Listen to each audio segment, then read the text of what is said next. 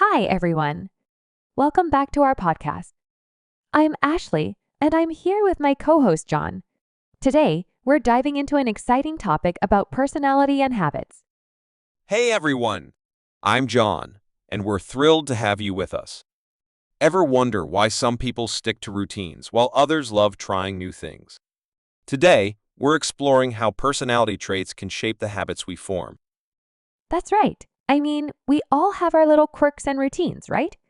But have you ever wondered why we do the things we do? Exactly. Each of us is unique, and so are our habits. Let's dive into how these two connect. First, let's talk about one of the most popular personality models out there, the Big Five. It's also known as Ocean. Oh, yeah. That stands for openness, conscientiousness, extroversion, agreeableness, and neuroticism, right? Right. Let's break down each trait and see how it affects our habits. Starting with openness. People high in openness love new ideas, creative activities, and exploring. They're curious and enjoy change.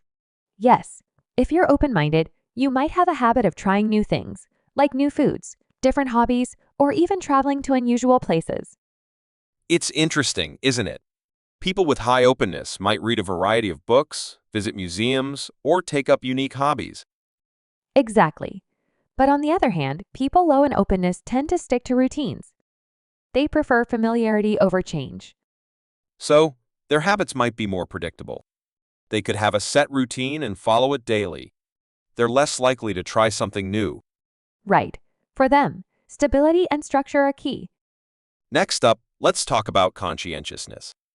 This trait is all about being organized, responsible, and disciplined. So, someone high in conscientiousness might have habits like making to-do lists or setting goals for themselves. Yes, they're often the ones who stick to schedules, plan things out, and don't leave things to the last minute. But if someone's low in conscientiousness, they might struggle with these habits. They could be more spontaneous and maybe a bit messy. Exactly. This trait really shows up in things like work or studying habits too. A conscientious person will focus and get things done, while a less conscientious person might procrastinate. Then we have extroversion. This trait is all about social energy and enjoying the company of others. So, people high in extroversion might have habits that involve socializing, like going out often, joining clubs, or even volunteering. Yes, and they might enjoy activities that involve teamwork, group discussions, or anything that connects them with others. But if you're more introverted, you might have habits that allow you to spend time alone, like reading, writing, or working on solo projects. Right. They recharge best when they're on their own. So, habits around social activities can really be influenced by whether you're more extroverted or introverted. Next, let's look at agreeableness. This trait is about kindness, empathy, and getting along with others.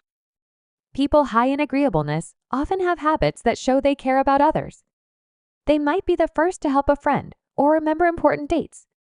Yes, they're more likely to compromise and put others' needs before their own. But if someone's lower in agreeableness, they might have habits that focus more on their own needs. They might be more independent and less likely to go along with what others want. This can affect habits in relationships, teamwork, and even decision making. Finally, we have neuroticism. This trait is about emotional stability. High neuroticism means you experience emotions like anxiety or mood swings more intensely. So, people high in neuroticism might have habits to help them cope, like journaling, meditating, or taking breaks to calm down. Yes, they might also avoid situations that can make them feel stressed or overwhelmed. But those lower in neuroticism tend to stay calm. Their habits might not focus as much on managing emotions because they're naturally more stable. Exactly. They're less likely to worry, so their habits may involve facing challenges more directly without much emotional buildup. So, James, do you think personality is the main factor that shapes our habits? It's definitely a big part of it. But other things also play a role, like our environment, upbringing, and personal goals. True. For example, someone might be naturally low in conscientiousness, but develop disciplined habits because of their job or personal goals. Absolutely. That's encouraging. Even if we're not naturally organized or social, we can build habits that help us improve. Now, let's take a break for vocabulary section. Here are 5 beginner vocabulary words from the podcast, along with examples to help understand them. Trait, definition, a quality or characteristic that makes a person or thing different from others. Example, agreeableness is a trait that describes people who are kind and caring. Habit, definition, a routine or behavior that is repeated regularly, often without thinking about it. Example, if you're organized, you might have the habit of making a to-do list every morning. Personality, definition, the combination of characteristics or qualities that form an individual's unique character. Example, your personality can affect how you interact with others and how you form habits. Socialize, definition, to spend time with others and engage in social activities. Example, people who are high in extroversion enjoy socializing and meeting new people.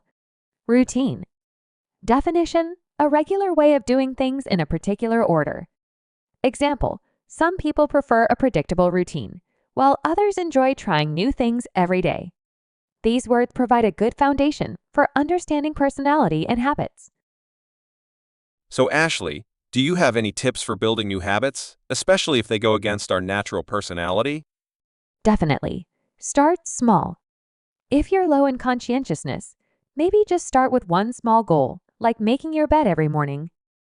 Or if you're introverted but want to be more social, try chatting with one new person each week. Another tip is to track your habits. Seeing your progress can be really motivating. And don't forget to reward yourself. Small rewards can help reinforce new habits, especially if they're challenging. All right, I think we've covered a lot today. Personality plays a big role in shaping our habits, but it doesn't define them entirely. Exactly. We're all unique, and our habits reflect that. But we also have the power to change and adapt. Thanks for joining us today, everyone. Remember, if you want to build new habits, just start small and be consistent. And embrace your personality. It's part of what makes you, you. We hope you found this discussion helpful. Until next time, keep exploring and keep growing.